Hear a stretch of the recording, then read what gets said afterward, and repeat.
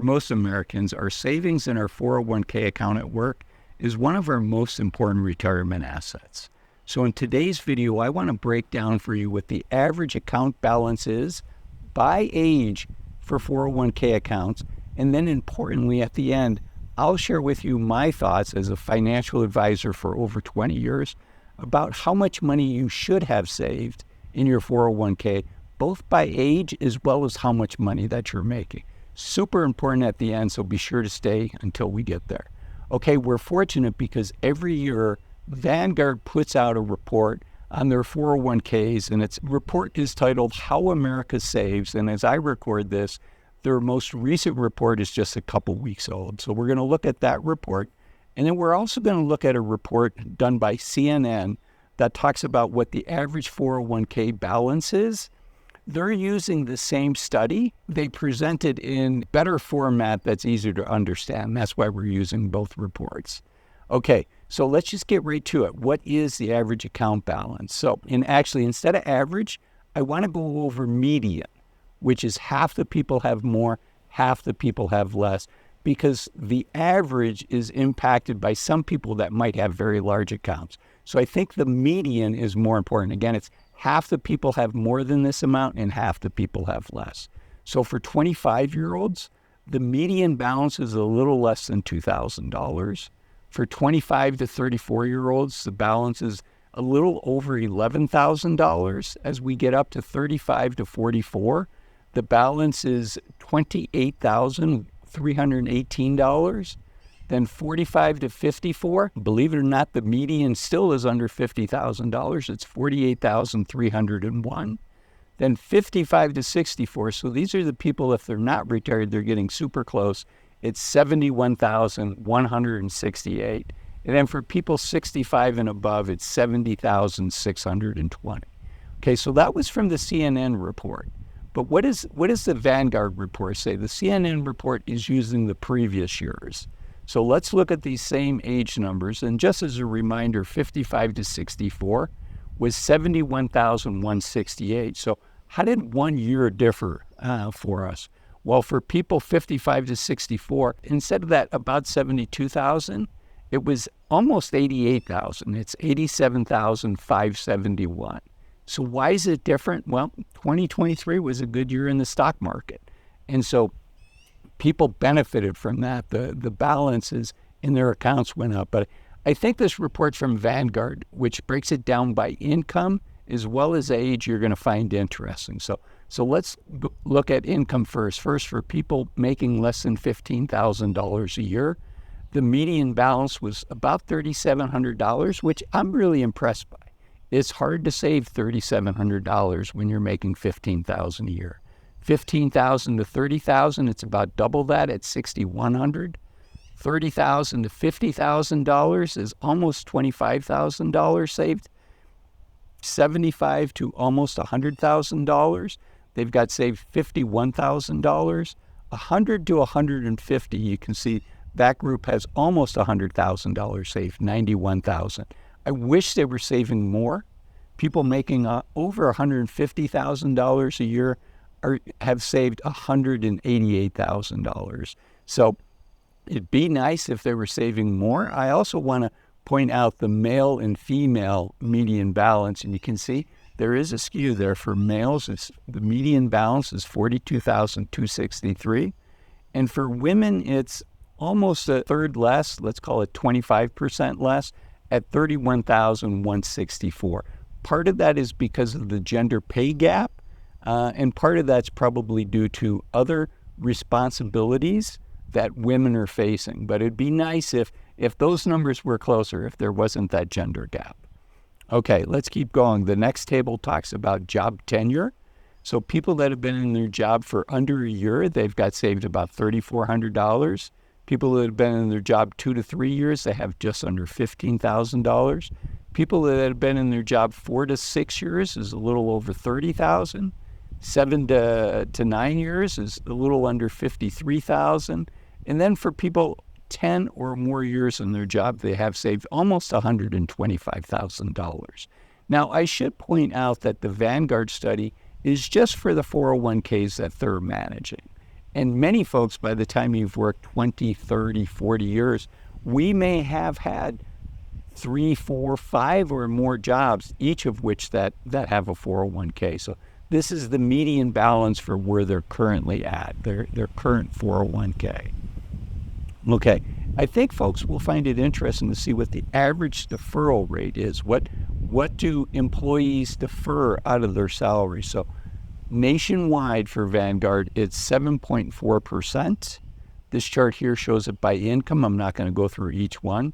The next chart shows it by age, and by age, it kind of does what we'd expect, right? Earlier in life, it's harder to put money aside for our 401ks. Maybe we have college loans, we're saving up for a mortgage, and a 401k is a tax-deferred account, and it's hard to access that money without paying a penalty until you're 59 and a half. So younger people are saving their money in taxable accounts, either at a local bank or a taxable brokerage account, so that they can have access to that money when they need it to buy a home, pay for a wedding. Maybe they're having kids and they need to buy some goods and services for that child. Okay, so it doesn't surprise me that that goes up each year. And you can see here that if you look at all, it's a little under 10% by the time people get close to 65. And I also want to point out this table is interesting because it shows what the rates are if employees sign up voluntarily or if there's an automatic enrollment. And that's a change that happened recently where the default is for automatic enrollment. You don't have to enroll, but you have to say you don't want to be part of the enrollment. And you can see that the average participation rate is higher with automatic enrollment, which is what the government was hoping for. Okay, so how about the match formula? People like myself, financial advisors, we generally tell people the first money you should save is for an emergency fund, typically 3 to 6 months of living expenses. But the next money is up until the employer match. And because for many of us, the employer match is $1 for dollar, maybe for the first 2, 3, 4%, that is a 100% return. That's risk-free. And there are no risk-free 100% returns because the employer is matching what the employee puts in. So what does that match look like? So 16% of companies match 50% of the employees' first 6% of their pay. Then 10% of companies match 100% of the employees' first 6%. Another 10% match 100% for the first 3%, and then 50% for the next 2% that the employee puts in. And then 8% match 100% of the employees' first 4% that they put in. And then 6% of companies do 100% match on the first 5% that the employee puts in. So this gives you an idea of how generous your company is.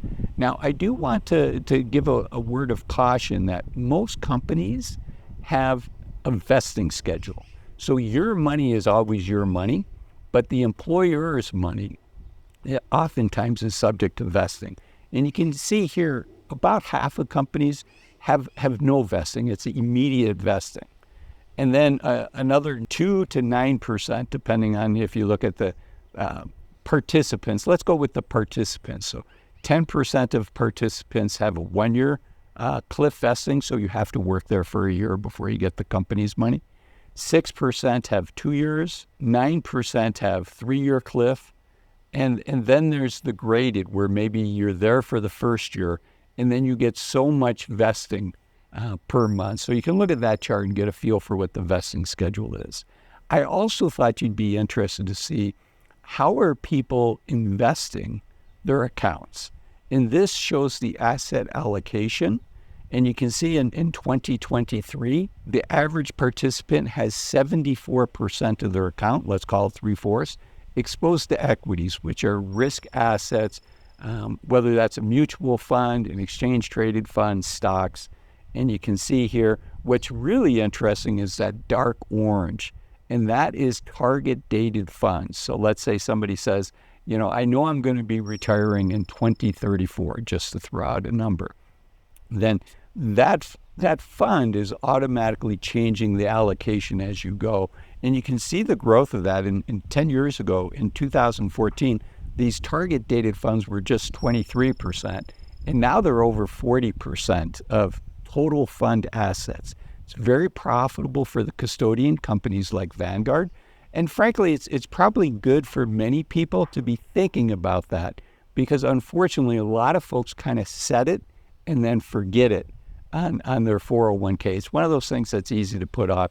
So the target dated funds are doing this in the background. They're not a match for everybody. If you'd like for me to do a video on target dated funds and the pros and cons, just leave a quick comment in the video, say target dated funds. And if enough of you ask for that, then I'll do a video on that. Okay, here's something that I think is super interesting, which is the average equity allocation by age. And so you can see it kind of goes down over time. Now that blue line is from 2005, and then the dotted, I'm slightly colorblind, I see it as purple. That dotted purple line is where it is today. But you can see that people do get more conservative as they get up in age. And that bottom of the y-axis, the vertical axis, is at 40%. So as people approach 60, 65, and 70, you can see the asset allocation is converging on about 40% exposure to their equity exposure. This next chart, I'm just going to go through the first table. It shows it from 2023 all the way back to 2005. You can pause the video if you'd like to look at it. But let's look at 2023. This is the asset allocation. This is what percent of the portfolio is invested in equities, stocks, exchange-traded funds, mutual funds. And you can see here for people under 25, it's almost 90%. And I just quickly want to share, if you go down to 2005, that 90% is up from about 55 percentage points. And I think that's a good thing. When somebody's young, they have 34 years until they can touch it without penalty. So I think it's probably a good thing. So 25 to 29, it's still at almost 90%. And it stays, high, mid 80s until 44. And then 45 to 49, it goes down to 80%. From 50 to 54, it drops down to 73% equity allocation. From 55 to 59, it goes down to 67%. 60 to 64 is where you see that 60-40 split, 60% in equities, 40% in hopefully high-quality, short-duration bonds. Then 65 to 69, it goes down almost to 50%. And then people 70 plus, the equity allocation is down to 45. Okay, the next chart shows, and these are just some nice charts. Remember, I'm getting to the end where I'm going to share with you both how much you should have saved in your 401k, both by age as well as by income. Okay, so this shows what people have actually received in returns in their 401ks. I think that this is really interesting data. You can see that there's two, what looks like to me, teal colored charts. So for 1 year, really strong returns, 18.1%, 17.6%. And the difference between those two, it's the difference between a time-weighted return and a dollar-weighted return. It's outside of the scope. So just look at those two numbers and kind of average them together. 3 years, you can see it's about 4.2% overall. And then 5 years, you can see it's about 9.2, 9.3% per year that people have gotten. So those are solid numbers. And where do those come from? Well, the market did well during that period of time. You can see the S&P 500 during that period of time. So for 5 years, the average person did a little better than 9%, where the S&P 500 did, almost 16% per year. For 3 years, the average person got 4.2%. The S&P 500 total return per year was 10%. And for 1 year, this is for 2023, the S&P 500 did 26.3%, and the average person, again, did, let's call it 18%. So what's the difference? Part of that is the asset allocation, right? The average person doesn't have 100% of their money dedicated to the stock market. And frankly, the other part of that is what I call the investor behavior penalty. And it's the human nature for us to chase the returns, the attractive returns that did well last year. and to run away from investments that maybe underperformed the previous year, the previous 3 years, the previous 5 years. So one takeaway is just be careful of allowing fear and greed to dictate how you invest. I do think for most people, nothing I'm sharing here today is financial advice, but I do think for most people, they'd benefit from working with a financial advisor that's a fiduciary to them 100% of the time. And particularly for your asset allocation, to make sure that you have the right blend of stocks and bonds that's going to be helpful for you. Okay, let's keep going. Now, I said at the end of the video I would share, so those are the numbers as far as how much people have saved in their 401k, but importantly, how much should they have saved? And for that, I want to turn to a report from Fidelity, where they talk about some of their benchmarks that they use. Again, none of this is financial advice for you. I encourage you to work with a financial advisor for that. But this will give you some ballpark numbers to know what to shoot for. Okay, so this is total save for retirement. Now, as a financial advisor myself and having worked in the industry for over 20 years, do I think people should have 100% of their assets in a tax-deferred account like a 401k that they're going to have to pay is going to be taxable income as they take money out? I do not think you should have 100% of your savings in there. I think you want to have a combination. I look at the three main buckets of income. Now, many of us are going to have some home equity from our real estate. Outside of the home equity, the value of your savings accounts, you really have three types of accounts. You have a tax me later account, which is a traditional 401k, a traditional IRA. You have a tax me now but never tax me again account. That would be the Roth version of the 401k or the IRA, where you did not get the tax break on the way in, but then you never paid federal income tax on the way out. And oftentimes people will say, would you rather be taxed on the seed or would you rather be taxed on the harvest? And that can be misleading. That's for a Roth, right? The Roth says, I don't want to be taxed on the harvest, just tax me on the seed. But if your tax rate is the same when you put money into a 401k account as when you take it out, in theory, you're indifferent between whether it's a Roth or a regular 401k, same thing with the IRA. Let me give you a quick example. If you can put $10,000 in your 401k, and let's say over the next 10 years, that money doubles. So you put it in a regular 401k, $10,000, 10 years later, you have $20,000. Let's just say that you're in a 20% tax bracket. So you put the full $10,000 in day one, you take the full $20,000 out 10 years later because it doubled in value during that period of time. You pay your 20% to Uncle Sam, and that gives you $16,000 to spend. Now let's look at the Roth example. You made $10,000 and you want to put what you earned in the Roth, but you have to pay tax on that first. So you've only got $8,000 that you can put in the Roth IRA, the Roth 401k. That doubles over 10 years. So you have $16,000 you can take out. You don't have to pay tax on it. So now you have $16,000 that you can spend. So if the tax rates are the same, you would be indifferent. But what happens is the United States has 7 different income tax brackets.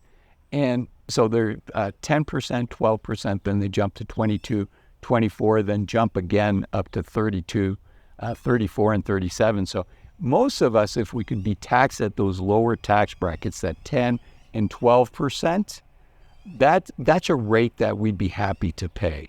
So the reason you want to have different buckets is because you can control your tax rate. Okay, so how much should you have saved?